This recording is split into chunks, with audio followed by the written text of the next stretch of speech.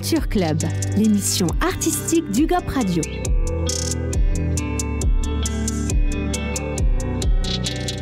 Bonjour à tous et bienvenue sur UGOP Radio, la radio du 12.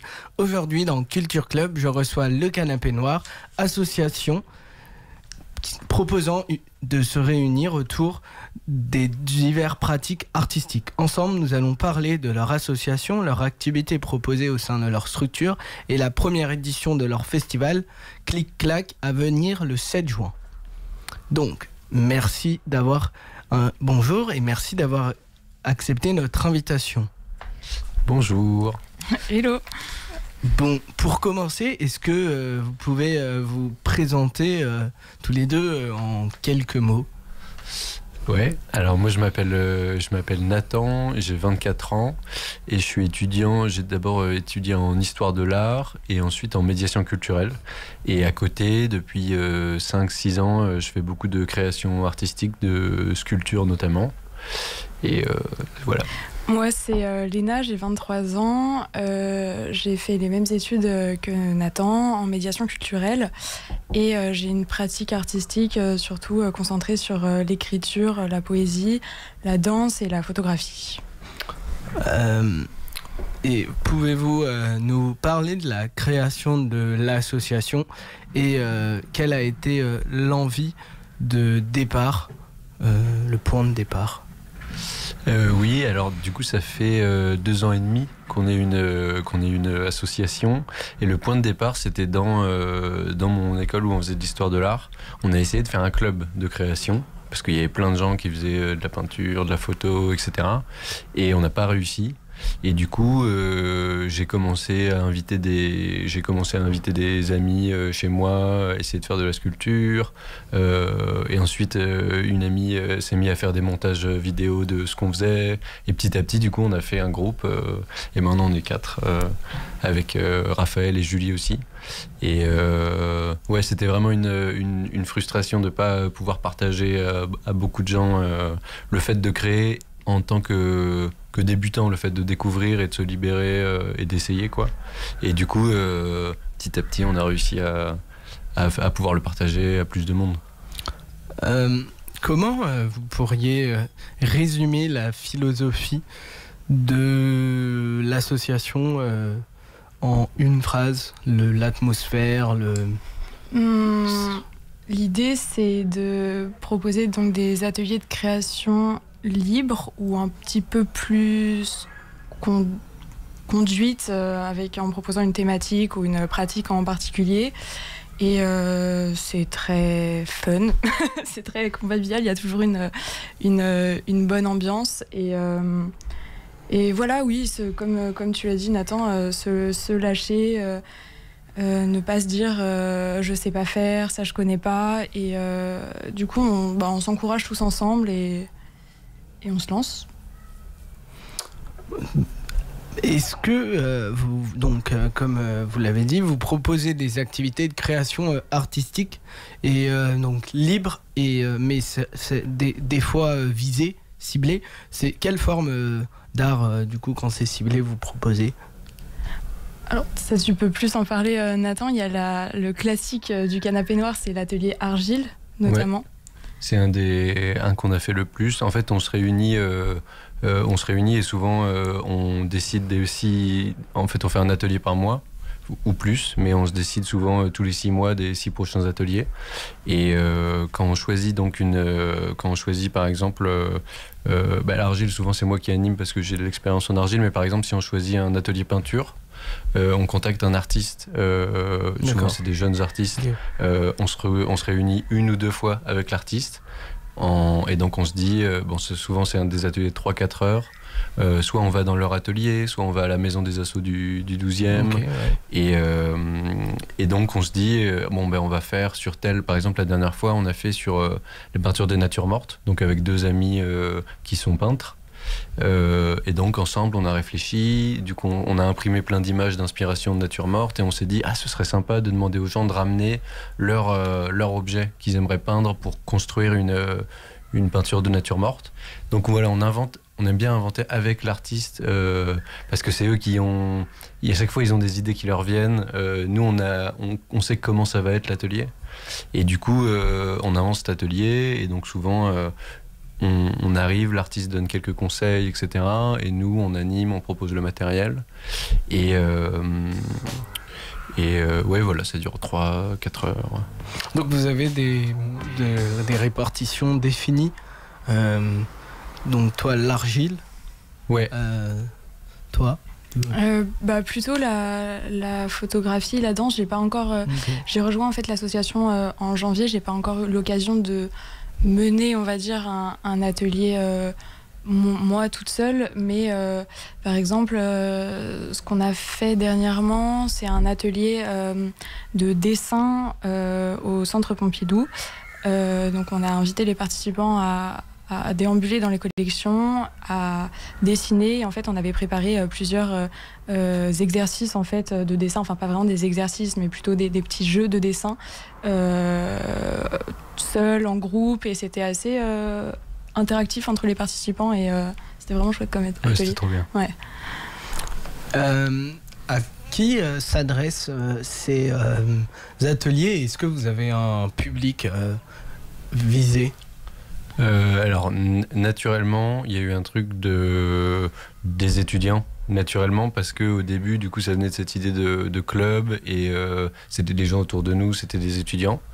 Mais le public visé maintenant depuis, je dirais, depuis 1 an à peu près, c'est les gens du 12e.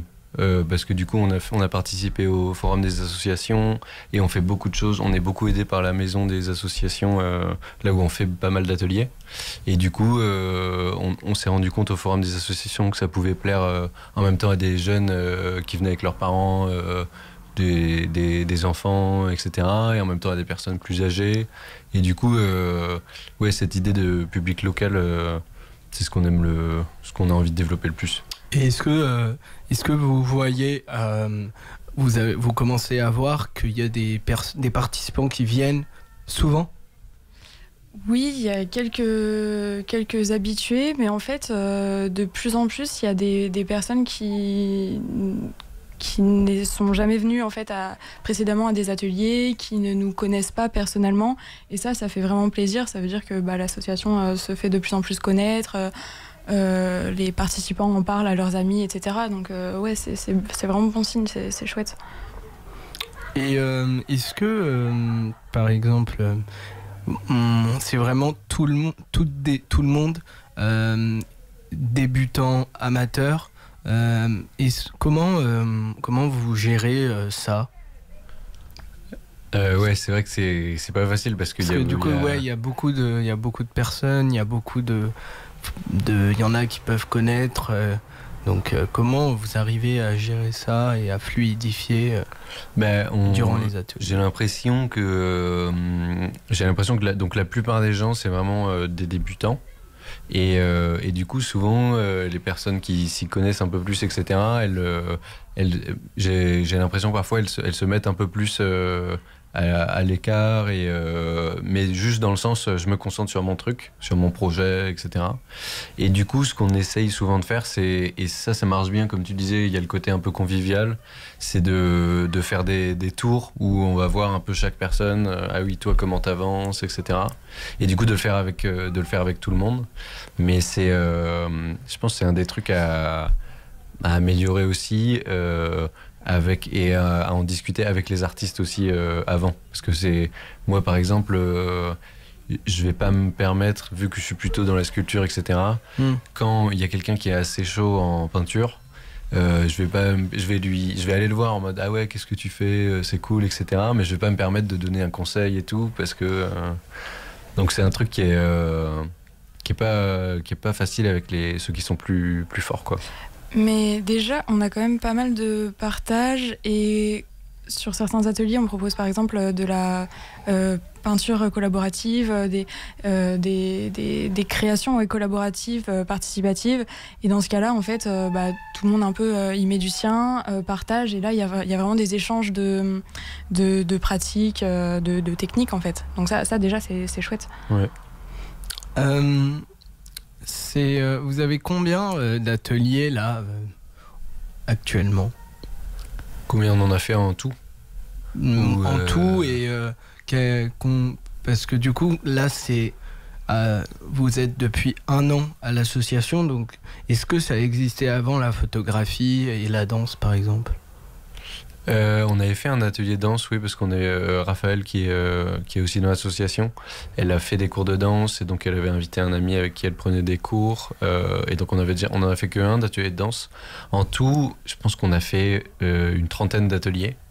Et il y en a qui se répètent. Donc argile et collage, donc découpage, collage et peinture. Je pense que ceux-là, on les a fait 4 fois chacun. Et sinon, je pense que avec tous les autres, je pense que vu qu'on en fait 1 fois par mois, on a dû en faire du coup une dizaine de pratiques différentes, quoi. Donc on a eu photo, on a fait on va faire un atelier de cinéma en juillet là. Donc on a fait le dessin aussi. Donc c'était il y a quoi? C'était il y a 1 mois. Ouais, 1 mois, 2 mois. Sinon, il y a aussi les ateliers de création libre, où en fait les participants à l'atelier sont invités à avancer en fait sur leurs pratiques personnelles, que ce soit peinture, sculpture, etc. Et là, vraiment, il y a de la convivialité, il y a de l'échange, mais c'est plus individuel quand même comme pratique. Enfin voilà, chacun vient avec sa pratique individuelle et ça aussi c'est un classique du canapé. Ouais, c'est vrai qu'on l'a fait pas mal de fois aussi. Comment vous arrivez à varier de plus en plus les activités, par exemple en termes d'organisation, d'équipe, financement par exemple? On est super curieux en fait de toutes les pratiques artistiques et on connaît, on rencontre beaucoup d'artistes, de personnes intéressées pour faire des ateliers avec nous. Par exemple, voilà, on a des prochains ateliers aussi, notamment avec Axel qu'on va mettre en place. C'est grave, on rencontre des gens. C'est ça. Et par exemple, on avait fait à la fac à la Sorbonne Nouvelle. On s'était présenté à la journée des associations. Et du coup, par exemple, là, on va faire un atelier découverte de cinéma avec Cinexum, qui est une asso. Du coup, on n'a encore pas fait d'atelier, mais qui ont l'air de faire des super ateliers de découverte, de filmer, enregistrer, etc. Et eux, on les a rencontrés en allant au forum des assos, à la journée des assos, et aussi justement via les rencontres, par exemple avec les gens de la maison de la vie associative, ils nous ont dit vous pouvez faire ça, vous pouvez faire ci, et du coup là c'est la deuxième année qu'on demande des bourses pour donc à la maison des initiatives étudiantes, au Crous, et vu que du coup avec on a appris des erreurs de l'année dernière où soit on avait eu un peu de retard, du coup on en avait manqué une, soit on s'améliore de plus en plus et donc on est plus carré. Genre on sait que par exemple pour le festival on va avoir besoin de tant d'argent et du coup on a demandé tant d'argent. Je pense qu'à chaque fois avec les années on est un petit peu plus rodé. Vous l'avez dit, il y a le festival le 7 juin. Oui. Festival Clic-Clac. Exact. Comment est née cette idée? L'idée, elle est née de je crois que c'était en décembre, donc il y a 6 mois. Souvent c'est sympa les réunions, on échange plein d'idées différentes, on pourrait faire ci, on pourrait faire ça, et on aime bien aller en général à des festivals, donc je sais plus si c'était toi qui avait proposé. Je sais plus, on était tous les 4 vraiment motivés pour faire le festival. Ouais, et du coup, on s'est dit, allez, on pourrait grave tenter. On avait plein d'idées ça a changé depuis l'idée initiale. On pensait même faire des conférences, alors qu'au final, pas du tout. Ouais, on s'est dit c'était chiant. Non, c'est pas ouf. Une autre fois peut-être, mais ouais. Et du coup, on aime aussi beaucoup la musique et on avait déjà fait l'année dernière dans un café associatif à Clichy. On avait fait une exposition de jeunes artistes et on avait fait un concert du coup le soir. Et ça vraiment, on s'est dit, on aime vraiment bien aussi du coup faire des choses avec des musiciens et du coup avec le festival, c'était une manière de tout réunir quoi. Et du coup il y aura 2 concerts et donc c'est une manière de faire atelier en même temps concert et du coup dès le début on était en mode trop bonne idée, on le fait quoi. Ouais, c'est ça, l'idée de proposer plusieurs ateliers en même temps, accompagnés de musique, d'espaces de création collective et plus libre. On aura un espace jeu de société, on aura en fait plein d'espaces, ça va être chouette, ouais. Qu'est-ce que ça apporte de nouveau et de complément ou de complémentaire à vos actions habituelles? Le festival ? C'est ça. Ouais. Déjà se faire connaître, parce que là on a plus de visibilité et puis surtout ça nous enrichit pour par exemple on va proposer des ateliers qu'on n'a jamais proposés, un atelier origami qui est couplé d'un atelier masque. Pour le coup, l'atelier masque on en a déjà fait, mais l'atelier origami c'est la première fois. Et on va faire un atelier aussi avec Axel Ostone, qui est un artiste en résidence au 59 rue Rivoli. Et pareil, ce sera une nouvelle. Il apporte en fait sa touche personnelle, sa propre pratique. Donc en fait, ça nous ouvre pour d'autres ateliers, peut-être qu'on proposera régulièrement tous les mois. À voir. Et c'est grave l'occasion de faire quelque chose de festif un peu et de participer un peu vraiment à la vie de quartier. On sera là pendant toute une journée à animer du coup dans le jardin de la maison associative du 12e. Participer un peu à la vie de quartier. Donc il a vocation pour durer, pour espérer durer. On va voir comment ça se passe. Ouais. Si ça se passe bien, avec plaisir. Hein. Qu'est-ce qu'on peut vous souhaiter par la suite, et pour nos auditeurs et auditrices, où on peut vous retrouver sur les réseaux sociaux On est très actifs sur Instagram grâce à la super com de Julie notamment qui a fait tous les visuels pour le festival, sur la newsletter aussi. Ouais, la newsletter. Ouais. Donc si vous nous envoyez un mail à lecanapénoir@gmail.com tout attaché. Vous pouvez vous inscrire à la newsletter et ce qui est publié sur Instagram et sur Facebook aussi. Mais c'est sur Instagram qu'on est très actif. On fait pas mal de stories et tout. Venez à nos ateliers. Est-ce qu'on peut nous souhaiter ? Juste. Venez à nos ateliers. Voilà. On a envie de. Même proposez-nous des idées, parce on est hyper preneurs aussi d'idées d'ateliers, de pratiques, de plein de trucs à organiser. Donc faut pas hésiter. Merci beaucoup, merci à la régie pour le son et à la vidéo, merci à vous de nous avoir écoutés. N'hésitez pas à nous suivre sur les réseaux sociaux et à très bientôt sur UGOP Radio. Merci beaucoup. Merci beaucoup.